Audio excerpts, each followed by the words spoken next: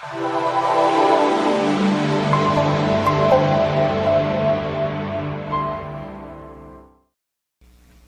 leo, hermanos, de la carta de Pablo a los Romanos, capítulo 8, versículo 1. Vamos a ir ahí a la lectura hasta el versículo número 11.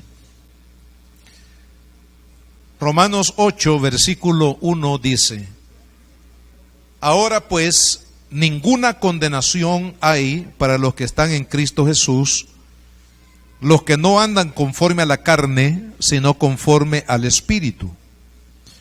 Porque la ley del Espíritu de vida en Cristo Jesús me ha librado de la ley del pecado y de la muerte. Porque lo que era imposible para la ley, por cuanto era débil por la carne, Dios, enviando a su Hijo en semejanza de carne de pecado, y a causa del pecado, condenó al pecado en la carne, para que la justicia de la ley se cumpliese en nosotros, que no andamos conforme a la carne, sino conforme al Espíritu. Porque los que son de la carne piensan en las cosas de la carne, pero los que son del Espíritu en las cosas del Espíritu. Porque el ocuparse en la carne es muerte, pero el ocuparse del Espíritu es vida y paz. Por cuanto los designios de la carne son enemistad contra Dios, porque no se sujetan a la ley de Dios, ni tampoco pueden. Y los que viven según la carne no pueden agradar a Dios. Mas vosotros no vivís según la carne, sino según el Espíritu, si es que el Espíritu de Dios mora en vosotros, y si alguno no tiene el Espíritu de Cristo, no es de él. Pero si Cristo está en vosotros, el cuerpo en verdad está muerto a causa del pecado, mas el Espíritu vive a causa de la justicia.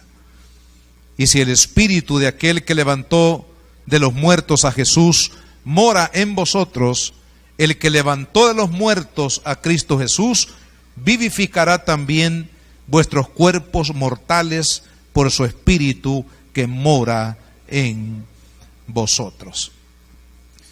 Quiero, hermanos, en esta tarde, con ayuda de Dios, hablar bajo las cualidades de un cristiano espiritual. Las cualidades de un hombre, de una mujer cristiana espiritual. Creo, hermanos, que hay una lucha. Veíamos en el tema que estudiamos, en el culto de las 2 de la tarde, la última prédica que compartí con los hermanos, sobre el capítulo 7 de esta carta. Habla de una lucha, de una batalla que sucede dentro de la vida de todo cristiano. Y esta batalla se da porque Satanás quiere mantenernos cautivos en el pecado, haciendo lo que desagrada a Dios, y todo aquello que desagrada a Dios viene en perjuicio también de nuestra propia vida. Pero por otro lado está el Espíritu de Dios que mora, dice Pablo, en nuestro corazón, que nos lleva, que trabaja con cada uno de nosotros para llevarnos a hacer las cosas que agradan a Dios, a vivir para la gloria del Señor, a vivir para exaltar el nombre de Cristo en todo lo que pensamos, hacemos y practicamos en nuestra vida cotidiana, en todos los ámbitos de nuestra vida. Así que hay una pugna, una lucha de la carne contra el Espíritu. Definitivamente esa es la batalla de todo cristiano. Pero, amados hermanos, cada uno de nosotros como cristianos debemos de tomar como un desafío, como una meta diaria. No estamos hablando de cada mes, cada año. Estamos hablando de una meta diaria, que usted y yo, hermanos, estemos persuadidos de que agradar a Dios debe de ser nuestro objetivo, nuestra meta de todos los días. De decir, Señor, este día con tu ayuda yo te voy a agradar, yo voy a vivir para ti, para tu gloria, voy a hacer lo que tú quieres que yo haga, no lo que yo quiero, no lo que yo pienso, sino lo que tú quieres y lo que tú me has revelado a través de tu santa palabra. Ese debe de ser, hermanos, el desafío de la vida de todo cristiano cada día. ¿Y sabe qué va a pasar? Si usted y yo nos proponemos, con ayuda de Dios, porque ya somos de Cristo, hermanos, vivir para agradar al Señor y para madurar en nuestra vida espiritual y llegar a ser ese hombre, esa mujer espiritual que Dios espera de cada uno de nosotros, lo que va a suceder, hermanos, es que usted y yo cada día nos vamos a ir pareciendo más a Cristo. Y no me refiero en lo físico. Algunos han retratado a Jesús porque se imaginan que así era físicamente el Señor Jesucristo. Algunos lo han hecho con ojos azules, otros con ojos verdes, y otros con nariz respingada, otros con... Pero la verdad es que no sabemos exactamente cómo era la imagen física de Cristo. Pero sí, la palabra nos habla de la imagen espiritual de Cristo. Ese varón de dolores, experimentado en quebranto. Ese varón que nunca pecó, que nunca defraudó al Padre, sino que se mantuvo, hermanos, en integridad, en santidad, en fe, en amor, en compasión, en entrega total a Dios. Esa es la imagen espiritual que todo cristiano, hermanos, debe de aspirar en su vida cristiana, en su vida espiritual, cada día. Y en la medida que nos vamos esforzando para que esa meta sea lograda con la ayuda de Dios y del Espíritu, hermanos, en nuestra vida diaria, usted y yo finalmente vamos a llegar a ser como Jesús. Vamos a parecernos a Él. Y parecernos a Cristo es un sinónimo, hermanos, de agradar a Dios y de bendecir el nombre del Señor. De tal manera que el apóstol Pablo, en este pasaje de la Escritura, nos habla de algunas cualidades de un cristiano maduro, de un cristiano espiritual al cual todos tenemos que aspirar diariamente en nuestra meta de fe. La primera cualidad que menciona el apóstol Pablo acá es la seguridad de la salvación. Un cristiano maduro no duda de que es salvo, no duda de que es una hija o un hijo de Dios. No duda que sus pecados han sido perdonados y lavados por la sangre de Cristo. No duda que tiene como promesa la vida eterna. No duda que cuando muera aquí en esta tierra o dejemos este mundo, tenemos una casa allá en el cielo que Dios ha preparado para todos aquellos hermanos que le aman. Esa seguridad de la salvación es una característica de un cristiano maduro. Aquel que duda y dice, bueno, se despierta un domingo y dice, bueno, yo no sé si soy cristiano, no sé si soy salvo. Hay personas que en cada campaña, en cada culto están aceptando a Cristo, porque todavía no se sienten seguros quizás de su salvación. Quizás todavía no tienen una seguridad de que Jesucristo está morando en su corazón, que el Espíritu Santo está ahora morando en su vida. Esas dudas, hermanos, cada uno de los que estamos aquí no tenemos que salir de este templo con alguna duda en la mente y en el corazón, que si en verdad soy un hijo de Dios, una hija de Dios, nacido de nuevo, perdonado, restaurado, salvo por la gracia del Señor Jesucristo. Todos tenemos que estar convencidos por el Espíritu Santo de que ahora somos hijos de Dios. Y vea qué interesante, porque la seguridad de nuestra salvación y que hemos sido librados de la condenación, dice Pablo, no está fundamentado en el hecho de que yo procuro portarme bien. Algunos dicen, mire, yo soy bueno, no fumo, no tomo, y como no fuma ni toma, cree que es bueno. No fumo, no tomo, dice, no le hago mal a nadie, pero está hablando del prójimo. Pero hay personas que se justifican en su bondad y dicen, no fumo, no tomo, no soy marihuanero, no soy ladrón, no le hago mal a nadie. Bueno, eso habría que verlo, ¿verdad? No le hago mal a nadie, entonces yo mismo soy mi propio redentor. Otros dicen, es que mire, yo hago mucho trabajo en la iglesia, prácticamente vivo en la iglesia trabajando todos los días.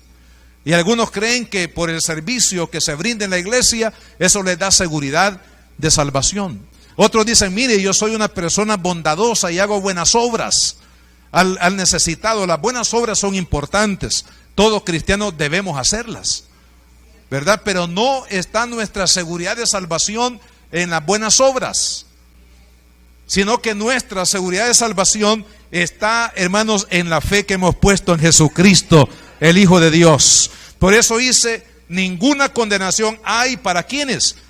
Para los que están en Cristo Jesús. ¿Y qué significa estar en Cristo Jesús?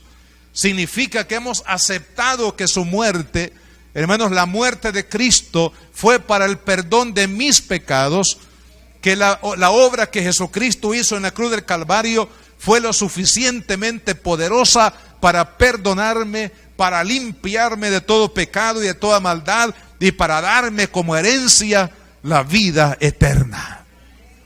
No le podemos agregar nada a la obra de Cristo. Ese fue el problema de los judíos en el primer siglo de la iglesia cristiana, lo que se conoce como los judaizantes.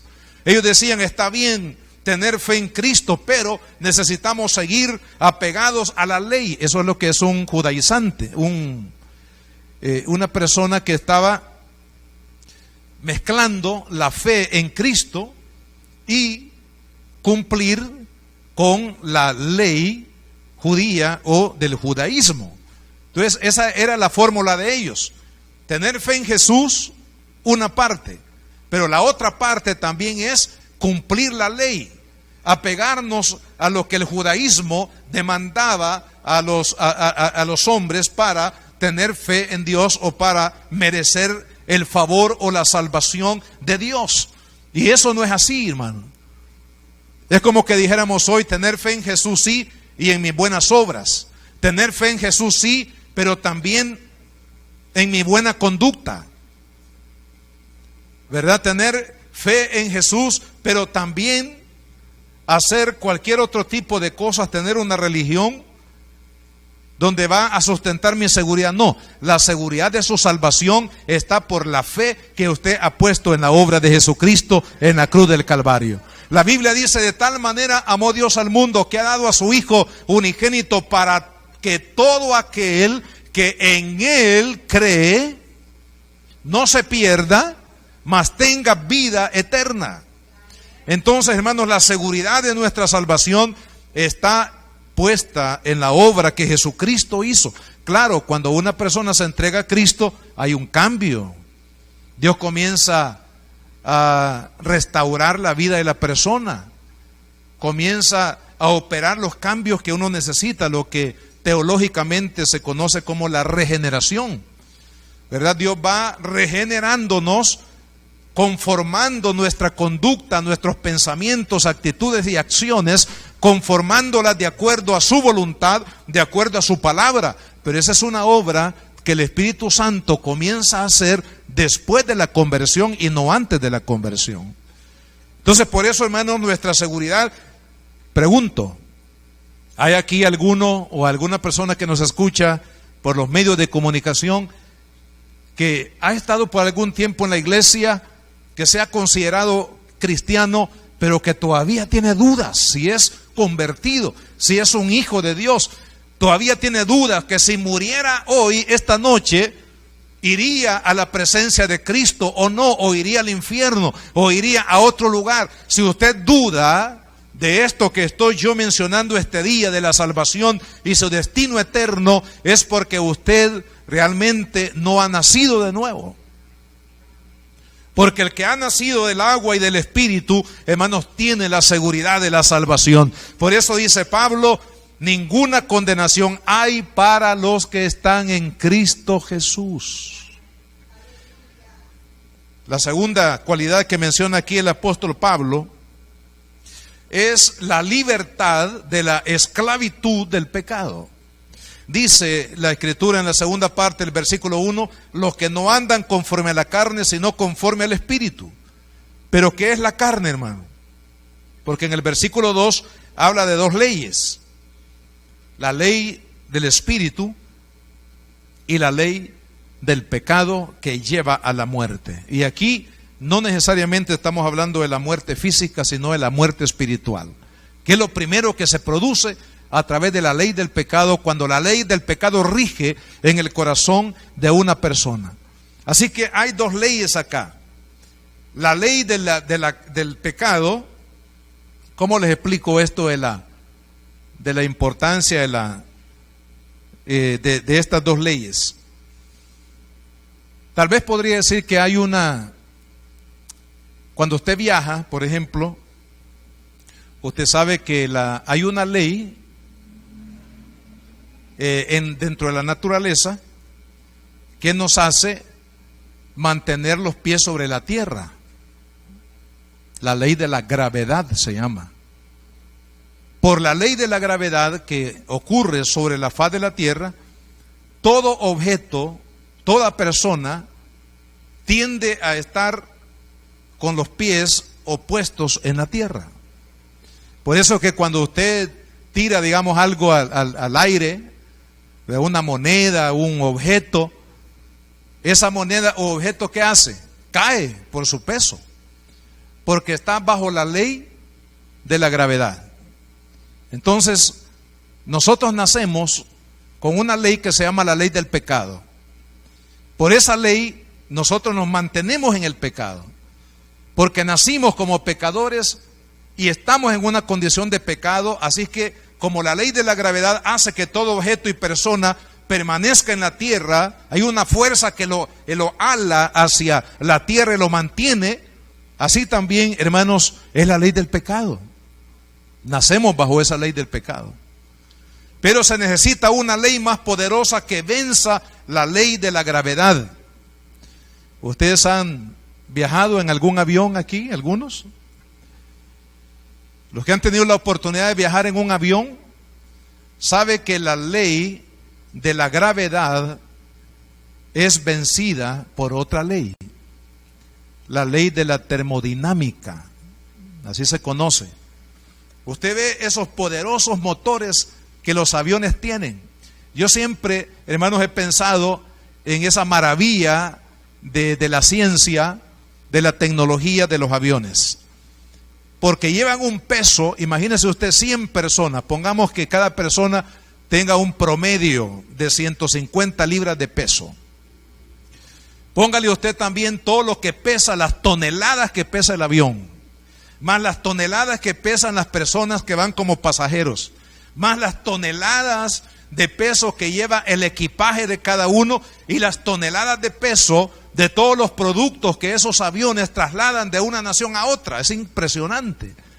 Pero hermanos, cuando usted va en un aeropuerto y ve el avión que se va a despegar de la pista, y usted ve cómo el avión va rompiendo, hermanos, el aire, y va subiendo hasta llegar a 35,000 pies de altura. Es impresionante, hermano. Ahora, ¿qué ley venció la ley de la gravedad en ese caso? Es la ley de la termodinámica, que es más poderosa que la ley de la gravedad. Por eso es que es posible que una nave, que un avión y una nave puedan, hermanos, surcar los cielos. Y en algunos casos hay algunas naves que han llegado a la luna o a otro planeta de nuestro sistema. ¿Por qué? Porque hubo una ley superior que rompió el poder de esa ley. Ahora, amado hermano, sabe, cuando Cristo Jesús murió en la cruz del Calvario, la ley del amor y de la misericordia de Dios venció la ley del pecado. Gloria al Señor. El pecado nos mantenía cautivos en el mundo. El pecado nos mantenía atados. Éramos esclavos del pecado. Hacíamos lo que el pecado nos decía que hiciéramos. Lo que el diablo quería, hermanos, pisotear nuestra vida. Así estábamos atrapados por la ley del pecado y de la muerte espiritual. Pero cuando Jesucristo murió en la cruz del Calvario, el poderoso Espíritu Santo, hermanos, entró al corazón de todos aquellos que hemos creído en Cristo, y el poder de la ley del Espíritu ha vencido la ley del pecado. Gloria a Dios. Eso quiere decir, hermanos, que el cristiano maduro vive en libertad. ¿Por qué? Porque vive para hacer la voluntad del Señor. Algunos erróneamente creen que ser cristiano, fíjese, hay personas que dicen, mire, no te hagas evangélico y cristiano, ¿sabes por qué? Porque eso es aburrido. Ya no vas a poder bailar, no vas a poder ir al cine. Y yo no sé de dónde han sacado, porque nosotros no enseñamos eso. Pero la gente tiene la idea, dice, ya no vas a poder bailar, ya no vas a poder ir al cine, ya no vas a poder disfrutar de la vida, sino que vas a estar ahí aburrido. Mentira. Sí, que hermanos, la vida en Cristo es la vida más bella, la vida más poderosa que usted pueda conocer, hermano. La vida más linda, más gratificante, el gozo, la paz de Dios en nuestros corazones, hermano, eso no tiene medida. Y usted puede vivir en esa libertad, en esa bendición, hermano, de estar con el Señor, de estar en comunión con Él. Entonces, el cristiano maduro, el cristiano que yo le llamo aquí espiritual, es aquel que ya no es esclavo de sus deseos. Ya no es esclavo de sus pecados, de lo que anhela su corazón hacer, que va en contra de la voluntad de Dios, sino que ahora se goza en buscar y hacer la voluntad de Dios en su vida. El cristiano que está dominado por la carne es aquel que todavía disfruta del pecado. Es cristiano porque ha aceptado a Cristo, pero todavía se deleita su carne, su naturaleza carnal se deleita en las cosas del mundo. Como aquellos que dijeron, ¿recuerdan los que salieron de Egipto? Cuando estaban en el desierto y les llegó la prueba, porque a todos los cristianos nos llegan las pruebas. La gran ventaja es que nosotros tenemos a Cristo como aliado nuestro, amén. Pero cuando llegó la prueba, aquellos dijeron, nos han sacado Dios y Moisés nos ha sacado al desierto para que muramos de hambre, Dios.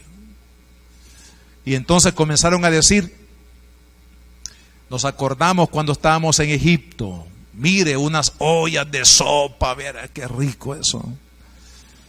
Tenía puerros, tenía, bueno, toda clase de verduras. Qué sopas más ricas las que habían en Egipto, así. Y aquí Dios nos ha sacado al desierto para morir. No es cierto, Dios los había sacado de la esclavitud.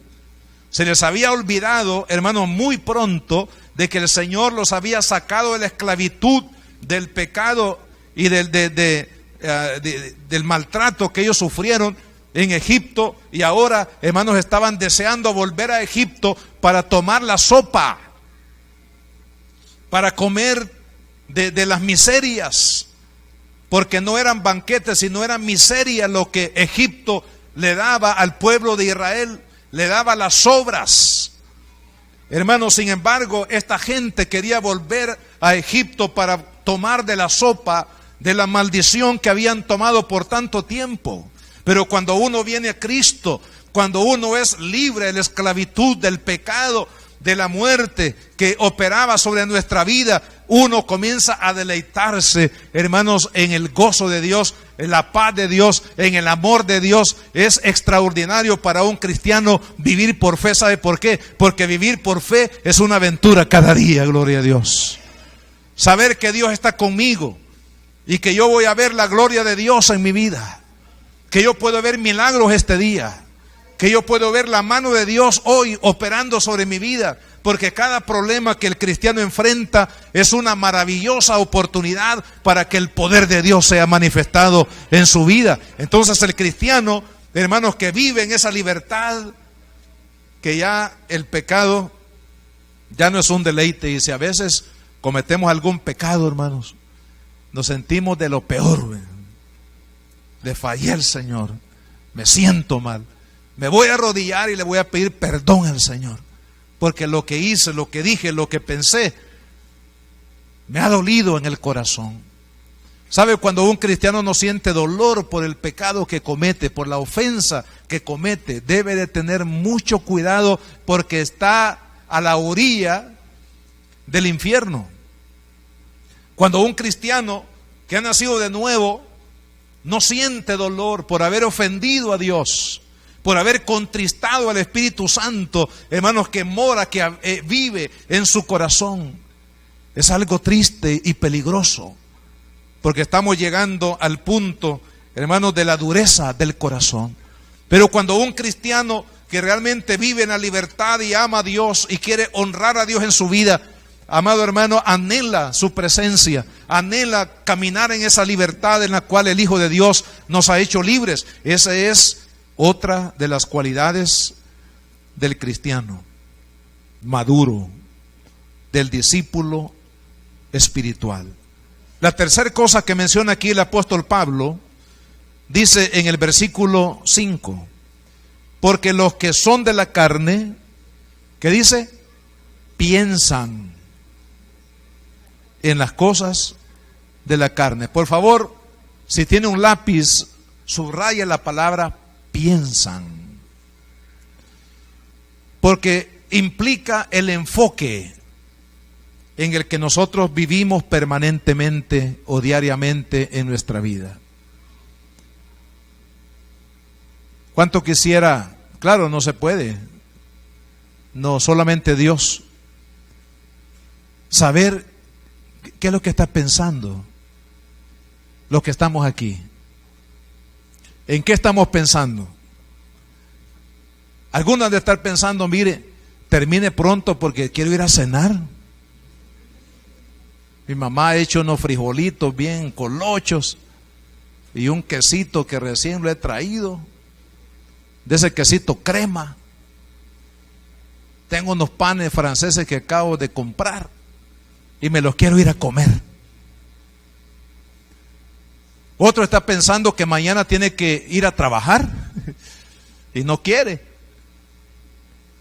Otro está pensando que mañana tiene que pagar un recibo de una cuenta pendiente y no tengo. Me metí la mano en la bolsa y no tengo dinero. Eso sería, digamos, cosas triviales en las que la mente puede estar enfocada, pero hay cosas peores. Hay algunas personas que piensan cómo enamorar a una mujer que no es su esposa, codiciar a la mujer del prójimo y pelear por quitarle al prójimo esa mujer o ese hombre, como sea el caso. Eso, hermanos, es pensar conforme al pensamiento de la carne y no conforme al pensamiento de Dios. Cuando una persona quiere ganar dinero, hacer dinero, y dice, voy a hacer dinero, ese es mi objetivo, y no importa los medios o las formas como yo logre alcanzar el dinero que quiero tener en mi cuenta o en mi vida, y hace diferentes tipos de negocio que no son correctos, que no están de acuerdo a los principios de la palabra del Señor. Eso es pensar conforme a la carne. Y dice la palabra que el pensamiento carnal produce muerte. Porque todo lo que nosotros hacemos que no está de acuerdo a lo que agrada a Dios, de acuerdo a la palabra de Dios, amado hermano, esto traerá muerte tarde o temprano a nuestra vida. Por eso es necesario que el Hijo de Dios, que ahora hemos conocido a Cristo, ya no pensemos en la carne. Mire, el pensamiento de la carne es el pensamiento del mundo. Cuando usted y yo venimos al mundo, entramos en sintonía de una, diríamos, en sintonía de un concepto, de una forma, de un lenguaje que es el lenguaje del mundo. Pero el cristiano ya no puede vivir en esa sintonía. Ya no podemos hacer las cosas que el mundo hace, hermano. Ya no podemos pensar de la misma manera como el mundo piensa. Porque si usted y yo pensamos como el mundo piensa, entonces no hay una diferencia de Cristo en cada uno de nosotros. Entonces, cuando venimos al mundo, entramos en sintonía del pensamiento del mundo. De ahí el dicho famoso que dice, ¿a dónde va Vicente? ¿A dónde va? Toda la gente. Entonces el hombre dice, bueno, como todo el mundo lo hace, pues yo también lo voy a hacer. ¿Y por qué no lo voy a hacer yo si todo el mundo lo hace? Ah, bueno, es que el mundo está siguiendo el pensamiento del mundo. Y usted y yo ya no estamos siguiendo el pensamiento del mundo, sino que estamos siguiendo el pensamiento de Dios. la voluntad de Dios, la revelación de Dios, el concepto divino. Pero para ello es necesario que haya una renovación, hermanos, de nuestro entendimiento, es decir, salir de la sintonía del pensamiento del mundo y entrar en la sintonía del pensamiento de Dios. ¿Y dónde está el pensamiento de Dios? Está en la palabra y en el Espíritu. Cuando usted y yo amamos la palabra de Dios, cuando usted y yo le decimos, Espíritu Santo, habla mi corazón a través de tu palabra, cambia mi forma de pensar, mi forma de actuar, mi forma de ser, haz una obra de renovación en mi corazón, hermanos, es cuando el cristiano definitivamente entrará en una nueva sintonía. Quiero mencionar ya para ir concluyendo el capítulo 12 de Romanos, los primeros 2 versículos. Dice, así que, hermanos, Pablo está hablando a los hermanos que ya eran cristianos. Os ruego por la misericordia de Dios que presentéis vuestro cuerpo en sacrificio vivo, santo, agradable a Dios, que es vuestro culto inteligente. ¿Cuál es el culto más inteligente? Entregarle la vida a Dios. Dice la Biblia que todo aquel que pretenda ganar su vida la va a perder. Y el que la pierda por causa de Cristo la va a ganar. Ahí le dejo esa moraleja, hermano. ¿Cómo es eso? Es ilógico. Pues es la lógica de Dios. Cuando usted dice, yo voy a salvar mi vida porque voy a hacer lo que yo quiero, va a perder su vida. Pero si usted le dice a Dios, Señor, te entrego mi vida, la va a ganar. Eso es lo que nos quiere decir la Biblia. Hermanos, ¿por qué razón? Porque cuando usted y yo entregamos nuestra vida al Señor como una ofrenda agradable a Él, va a suceder un milagro. Y el milagro es que nuestra mente va a ser renovada. Dice, no os conforméis a este siglo, sino transformaos por medio de la renovación de vuestro entendimiento. ¿Sabe lo que el hombre necesita? Por ejemplo, el que está atrapado en las drogas, el que está atrapado en la inmoralidad, el que está atrapado en la violencia, el que está atrapado en la codicia de las cosas materiales. Lo que necesita es tener, hermanos, un encuentro con Cristo que renueve su mente y su corazón y le haga ver de manera sobrenatural y milagrosa, como Pablo, dice la Biblia, que le cayeron de los ojos como escamas.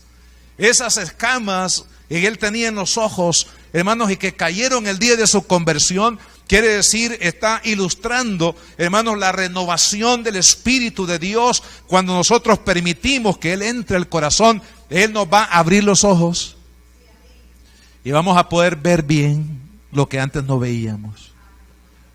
Esa es la renovación. Y cuando eso sucede de manera milagrosa, dice la Biblia que vamos a llegar a comprobar que la voluntad de Dios es buena, es agradable y es perfecta. El cristiano maduro sabe, entiende, se goza en la voluntad de Dios, cualquiera esta sea. Como dijo Job, desnudo salí del vientre de mi madre y desnudo volveré allá. Jehová quitó, Jehová dio, Jehová quitó, sea su nombre bendito, gloria a Dios. Es decir, que la circunstancia, por muy dura que este hombre enfrentó, pero si era la voluntad de Dios, la aceptó con placer, con gozo y con esperanza, hermanos, en su vida. Y eso es lo que tenemos nosotros que hacer en Cristo. Hermanos, pensemos en las cosas de Dios. Enfoque su mente, su corazón, no en sus limitaciones, no en los problemas con su cónyuge o con su familia, no en los problemas de trabajo, en los problemas de economía, en los problemas circunstanciales que tenemos todos en este país. Hermanos, que nuestra mente no esté enfocado en nuestros problemas o limitaciones, sino que esté enfocado en el poder de Jesucristo, en la obra que Jesucristo hizo, hermanos, en la cruz del Calvario, porque ahí está el secreto de nuestra victoria. Ahí está el secreto del crecimiento espiritual, hermanos, de la madurez a la cual Dios quiere que cada uno de nosotros vayamos adelante. Oremos al Señor. Padre, Te damos las gracias este día, Señor, por tu palabra que hemos leído. Queremos agradecerte, Señor amado, por todas tus bondades y tus misericordias. Gracias, Señor, porque tú nos has salvado por medio de los méritos de Jesucristo, por medio de su sangre preciosa que fue derramada en la cruz del Calvario, Señor. Te agradecemos, Señor amado, por esa obra de amor y de misericordia que tú hiciste en cada uno de nosotros, Señor. ¿Cuántos de los que estamos acá hemos recibido a Cristo ya como nuestro Señor? Levanten su mano los que han recibido a Cristo y están seguros de que son hijos e hijas de Dios. Ok. Veo que algunos de ustedes no levantaron su mano. ¿Será porque tienen pena? ¿O será porque todavía no tienen seguridad de que usted es un hijo de Dios, lavado con la sangre de Cristo, salvo por la misericordia del Señor? Si hay alguno que todavía duda, yo quiero invitarlo para que este día no se vaya de este lugar sin tener una certeza 100% en su corazón de que ahora su vida le pertenece a Dios, que ahora su vida está entregada, depositada 100% en las manos de Jesucristo. Quiero orar, y si alguno de ustedes quiere afirmar esa fe en Jesucristo, esa verdad de la salvación, sin duda alguna en su corazón, quiero que ore conmigo y le pida al Señor, y le pidamos al Señor esa obra de salvación. Ore conmigo, dígale los que están allá también en la distancia a través de los medios de comunicación. Ore conmigo y dígale: Padre, en el nombre de Jesucristo, vengo delante de ti para pedirte perdón por todos mis pecados. Señor Jesucristo, reconozco que he vivido lejos de ti, pero ahora me vuelvo a ti, Señor, porque creo que tú entregaste tu vida en la cruz del Calvario para salvarme, para perdonarme y para darme la vida eterna. Señor Jesús, este día, en este lugar, yo te recibo en mi corazón como mi único y suficiente Salvador. Perdóname todos mis pecados, límpiame con tu sangre poderosa y preciosa. Lávame, Señor, de toda maldad. Escribe mi nombre en el libro de la vida. Dame la vida eterna, Jesús, que tú me has prometido, Señor. Gracias por amarme. Gracias por perdonarme. Gracias, Señor, por darme la vida eterna. Te agradezco, Jesús, todo lo que tú hiciste por mí. Ahora, Señor, tengo la seguridad de que soy hijo de Dios. Tengo la seguridad de que he sido perdonado. Tengo la seguridad de que ahora, Señor, viviré para ti todos los días de mi vida. Tengo la seguridad que cuando yo muera o parta de este mundo, Señor, estaré contigo en las moradas eternas para nunca jamás separarme de ti. Gracias, Señor Jesús, por tu amor. Gracias por tu misericordia, Señor. En el nombre de Jesús lo hemos pedido, Señor. Gracias, Padre. Gracias, Señor. Dele gracias a Cristo porque Él nos ama. Dele gracias a Cristo porque Él entregó su vida por cada uno de nosotros. Un amor incondicional.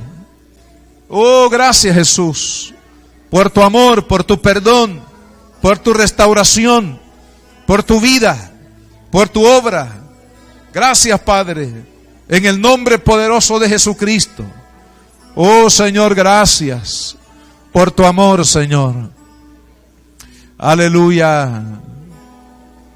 Gracias, Señor. ¿Cuántos de los que estamos acá, como ya somos cristianos, queremos decirle al Señor: Señor, renueva mi fe, renueva mi fuerza, renueva mi vida, mi santidad, mi amor a ti, mi amor a las almas. Todas las áreas que necesitamos ser renovados. Si alguno de ustedes necesita esa renovación de Dios, yo le voy a pedir que se ponga de pie mientras cantamos una vez más este canto: Renuévame, Señor Jesús, y luego vamos a orar para despedirnos.